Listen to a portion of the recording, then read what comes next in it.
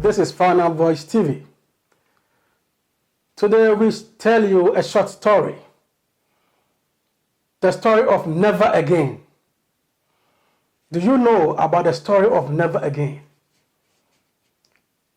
Do you know that in Africa, thousands of women die while giving birth?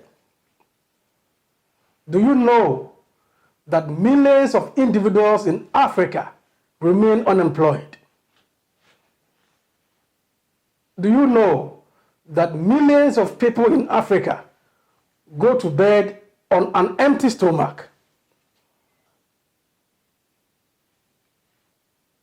Why go to the UN General Assembly and deliver gripping speech but cannot help your people in your country? You should ask our leaders in Africa, why do you go to General Assembly, the UN General Assembly, deliver a remarkable, something excellent in the eyes of people, but you can't help your people back home? Why should we let our mothers die due to lack of hospitals? This is Final Voice TV. Today, the story of Never Again is being told. Can we have Never Again in our national anthems? Can we edit our national anthems, our mottos, and add the phrase Never Again?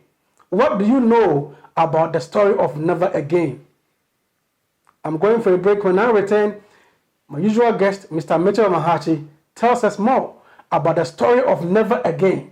Never again should people die due to lack of hospitals.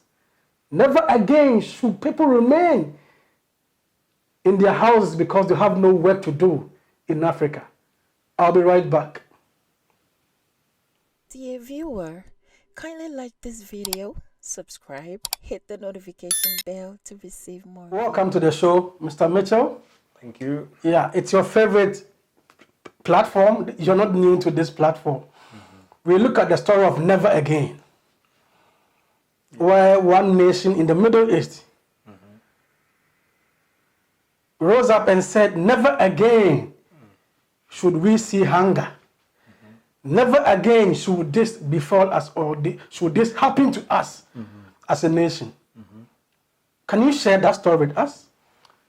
Right. Thank you, Mr. Charles. It's a pleasure once again to be with you, our viewers, where today we actually have a discussion with a very interesting topic, Never Again. So the issue of Never Again actually follows the people of Israel and their journey as far as we know from history. So we read in the Bible about this, the children of Israel, where at one point they were actually slaves in Egypt, and eventually they left Egypt, going back to their homeland. But if we fast forward a little bit to just a few years ago, so we actually learned that there was a time when the Jewish people were actually persecuted. I think this period is actually called the Holocaust, and scholars actually estimate that around 6 million people actually died during this period, around prior to 1945, thereabout. So what we actually see is that during this time, whether it was in Poland, whether it was in Germany, so quite a number of these Jewish people died during this time. And finally, the people of Israel then formed their state in 1948, I believe. And when they formed their state in 1948, they then made a declaration. They then made a proclamation that never again. Never again. Yes. So never again shall we be subject to this Holocaust as we were before. Never again shall we, if it was in a way, you would say, never again shall we be slaves like we were before. Right? So we take inspiration from this story of the journey of the children of Israel, when they actually come up with this point, never again. Never again. Yes. And this is the point that we want to take as Africa, to also reflect. We have also gone through kind of similar difficulties. We have children that were taken from Africa. They were made to go and work in plantations in South America, in North America. All right? So, but we have never really come to a point where we said never again. We still have children from Africa who are being enslaved in some parts of the world. I think I've read this in a number of places where there are still some slaves up to today. And the blacks are actually taken as slaves in these places. But we have never come to a point where we also said, never again shall we be enslaved. And this is the time that we need to reflect. I always say this statement that, which I found very interesting, that beatings shall continue until morale improves. So as long as the morale doesn't improve, the beatings will continue. And this is one lesson that we actually need to learn as Africa. And what we now need to do is to look into this statement more critically, never again. So when this was in 1948, or around this time when they actually said never again, I remember it must be a certain poet who came up with this statement, never again. But it has now come to be like the slogan that is actually used by the children of Israel. So we look at 1948.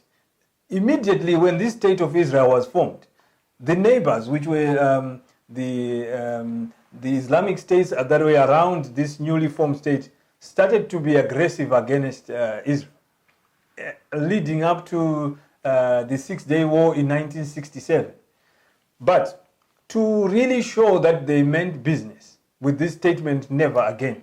So the Israelites managed to defeat the neighboring Islam states in 6 days. So that actually shows you that, you know, they really meant business. And really learned from their lessons. Yes. And when they say never again, they really mean what they mean. And then you fast forward it a little, and we find the aggression against Israel continues. Up to today, they still have some neighbors that are actually launching missiles sometimes on a daily basis. But they haven't folded their arms to say, okay, what can we do? These are missiles. No, they've actually went ahead to develop a sophisticated piece of equipment called the Iron Dome. And the purpose of the Iron Dome is to intercept missiles that are launched. So whether it be in the evening, whether it be in the afternoon, they can actually detect that a missile has been launched, and not only detect, but can also neutralize the effect of the missile. So you can actually then tell that never again shall our children be killed in a rain of missiles. So they really mean what they say when they say never again. So we are taking inspiration from this thought that the Israelites have come up with. Never again. When we come to our situation in Africa, where we realize that people actually still cross the Sahara Desert, they cross the Mediterranean Sea into Europe just to find a job, just to find a way of life. And we should also come to a point, Charles, where we also say never again. Because look at the conditions where people actually crossing the Sahara is not easy, you know. Crossing the Mediterranean is also not easy because they are not using luxury boats when they do this. So we should actually be coming to a point where, as Africa, we introspectively look at ourselves and say, never again. Never again. We should not allow this same circumstance to happen again. Never again should a woman die while giving birth in any part in Africa. Child mortality rate must go down. Never again should someone complete university in Africa and stay home for over 10 years without getting a job. Never again should an African go to bed on an empty stomach. Let's help our own people. Let's have the story of never again should we sit and watch corruption with our bare eyes. Never again should we sit and watch mismanagement of state coffers with our bare eyes. What are we doing as a people of a continent? What are Ghanaians doing? What are Nigerians doing? Liberians, Zimbabweans, the people of Malawians, what are you doing? I'm told that the budget of Malawi is like 1/3 of that budget is based on donations they receive from abroad. So if monies don't come from abroad by people in Europe or America or in Australia, people will go to bed on an empty stomach. People will not see life as they're supposed to see life. And each year, there has been an exodus of youth from Africa to America or Europe just to seek greener pastures. When do we tell our story of never again as a people of a continent? This is Final Voice TV. If you're watching me now, what you can do is to leave your comment in the comment section, join the discussion, just type something, listen to the video, our discussion, watch the video, and join the discussion. Just leave your comment in the comment section, like this video, and subscribe. Let's build a large audience to discuss some of these topics. Final Voice TV, I'll be right back. Yes, today the story of Never Again is being told. Can we have Never Again as part of our national anthems in Africa? What else do we do then? There are problems in Africa. And some people elsewhere said never again, and it worked for them. They've been able to develop something like a machine to counter missiles. Israel is almost like a desert. So how come they're able to boost their agriculture? They produce more fruits and vegetables than most of the countries in Middle East. True. And even in Africa. How do they do this? How do we do it? What is the solution? Right. So the first thing that we have noted, Charles, is actually a commitment. Right. It just brings me, what you just said reminds me of a very interesting incident. So I actually went to stay in a certain place just for a couple of days. And these people, they were actually used to their condition until this condition was in such a way that they didn't have proper bathrooms, right? So they would bath outside. And they're actually content with this situation. But, you know, I'm just a visitor. I noticed this the moment that I arrived in this place. But it has to come to a point where you are committed to say, you know, how much resources does it take to build a bathroom? So the commitment comes first, never again, right? So this is the first thing that we actually should have. Where you mentioned this aspect of corruption, it reminded me of a point where I remember one leader in Nigeria, 5 billion stashed away in the Swiss accounts. 5 billion. Sonia Bacha. Imagine how much or what could be done with 5 billion. But this is just one person, right? And this is not even all of the money that he took, right? So the first thing is the commitment that we really put in our hearts to say this has to come to a stop. Never again should this happen. That we can have in our state coffers 5 billion goes without anyone accounting for it. Anyway, so coming back to the solution of our situation back home, we are saying the commitment has to come first. Then after the commitment, we now look at issues to do with health, for instance. So our situation with health was actually exposed during the COVID time. We realized that the number of beds actually, you know, we've got more bottle stores than beds in hospital. So this is actually something that we need to correct, because even the number of bottle stores versus hospitals, if you were to go and look at the statistics, you'll be amazed that we have prioritized this. So we have not come to a commitment to say our women should not be walking so many kilometers to hospital.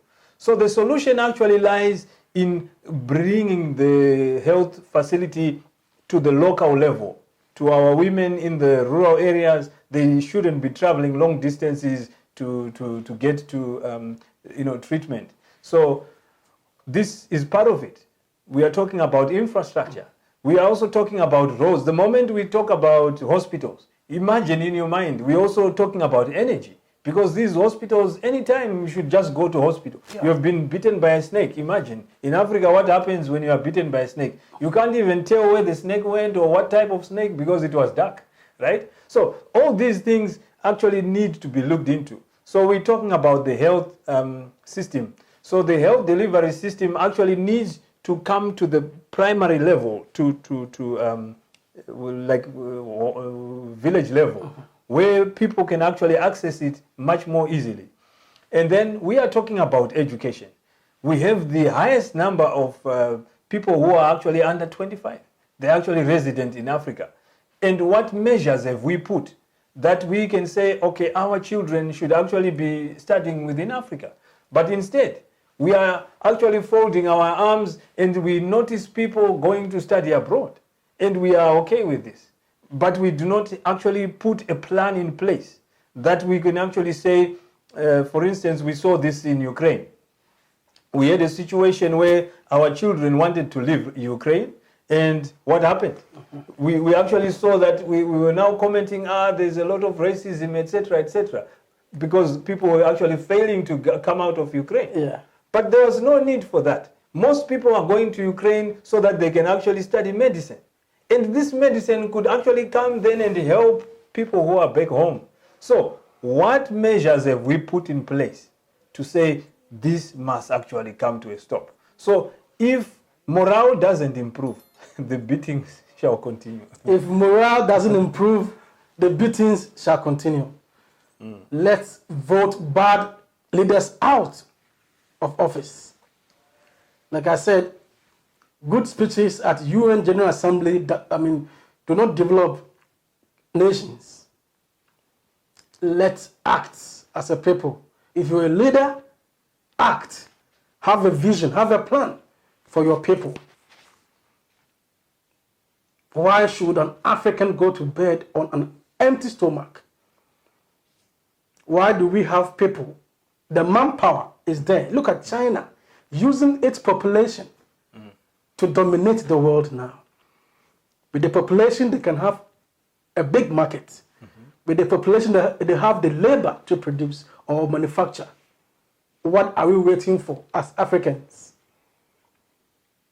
Why should a woman die while giving birth? Because there's no doctor. Check the doctor-patient ratio in Africa. One is to 10,000. Abysmal. Very sad. It's a sad story. Do you know what happens? There's been this kind of brain drain because of poor salaries, because of poor conditions of work. When we train them in Africa and provide them with all the knowledge that they need, they travel abroad to seek greener pastures as doctors. Because we can't even pay them. We can't even give them good conditions of service.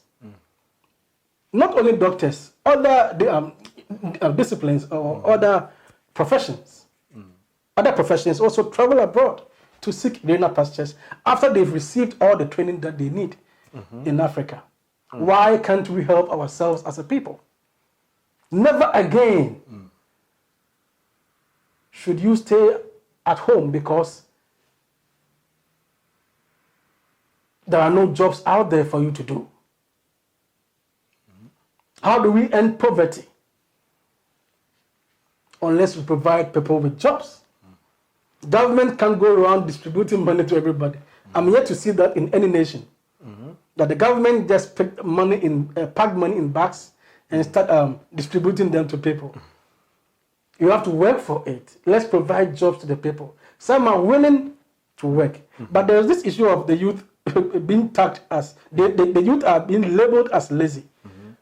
That leaders in Africa think there are jobs or there are more opportunities, but the youth are not just making use of them. The youth think that is the case?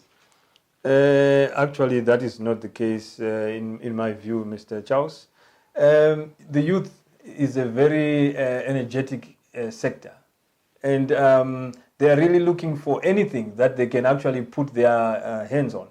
And if you really notice now, because they actually don't have anything really that they can actually do, what are they doing? They are now so much into, say, drugs, etc. But to say that the opportunities are there, that is quite not true. Because then you find these are the same people that I'm talking about who are crossing the Sahara, who are crossing the Mediterranean, only to come and work in Europe. So if the job was available locally, because they are after money, the youth have had this vision that was told to them by the politicians when they are campaigning that, look, we are going to create these jobs for you, and the youth have been waiting patiently. But however, they've found that this has always been, that is the speech just before the elections.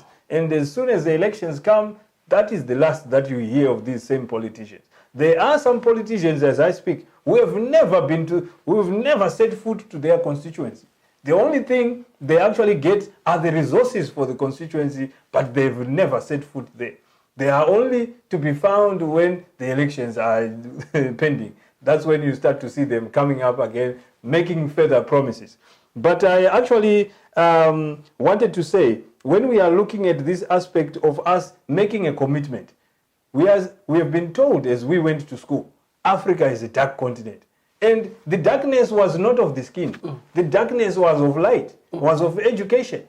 And we didn't come to a point where we committed ourselves to say, never again shall someone stay in a home without lights, without electricity.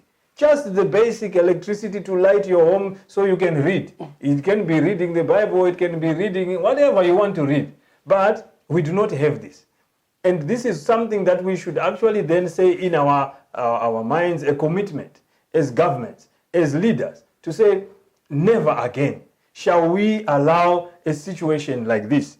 And coming back to the issue of illegal migrants, we actually have a very interesting scenario, Charles, where there was an agreement that was made between Rwanda and the United Kingdom, where all illegal immigrants in the UK are being sent to Rwanda, right? And what are they saying? They do not want to be in Africa.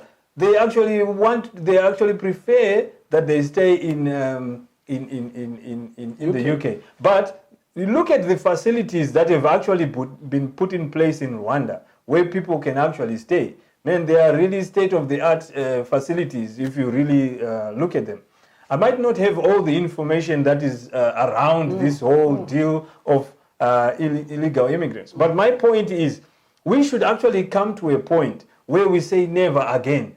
Never again shall we have a situation where the citizens, the nationals of Africa, actually choose another nation so that they can stay there illegally and run away from their motherland. This should actually come to a point where we say never again. Never again should you remain at home because there are no jobs. Final Voice TV. I'm going for a break. I'll be right back. So never again the people of a continent can have their own system, that countries in Africa can have a system to help their own. Let's have our own story, our own narrative as a people of a continent. Let's help each other. Let's lift each other up. We can only do this with commitment, as you mentioned, by launching serious anti-corruption crusade in countries in Africa, by avoiding mismanagement of resources in Africa, by avoiding the lip service which comes from these politicians and leaders who have been taxed to lead us or to manage the common resources that we all have. Never again should inspire us as a people of a continent. Israel did it. Yes, the people of Israel have done it.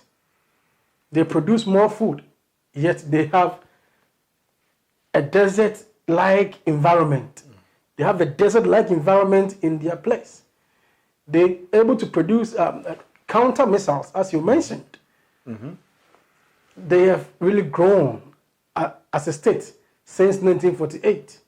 What are we doing as Africa? You have anything to add? Yeah, I just thought of a statement that was actually spoken by a former president from South Africa, Thabo Mbeki.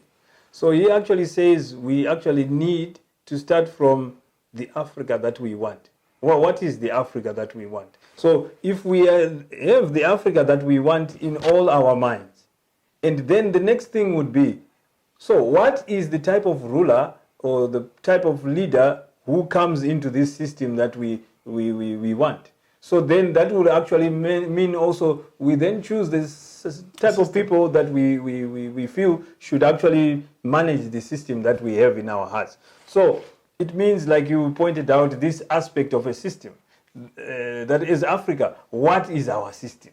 What is our education system? What is our narrative? Because as it stands right now, we actually come to a point where we do not even have our own household news, casters, or not casters, sorry, but news companies that actually tell us news as Africa. So we wait for the BBC, we wait for the CNN, Al Jazeera, but we do not have our local one. France 24 News. Yes. So when something breaks out in Africa, we are waiting. CNN will tell us. But where is our voice? Never again shall we be told what happens in Africa by people who are not in Africa. So this is my view, Charles, that our systems, let's start with the system and then we work it out from there. And we shall say definitely in our hearts, never again should these things actually perpetuate. Never again should these things perpetuate. And as you said, if the morals... if morale does not improve, beatings will continue. If the morals do not improve, beatings will continue in Africa. So is morale as in M-O-R-A-L-E, morale. Morale. Yeah, if the morale does not improve, beatings will continue. Thank you for your quotation and your pronouncement so far, your submission so far on this channel. Let's have our own narrative, our own story, our own system as a people. This is where we end today's show. Never again a story to motivate us.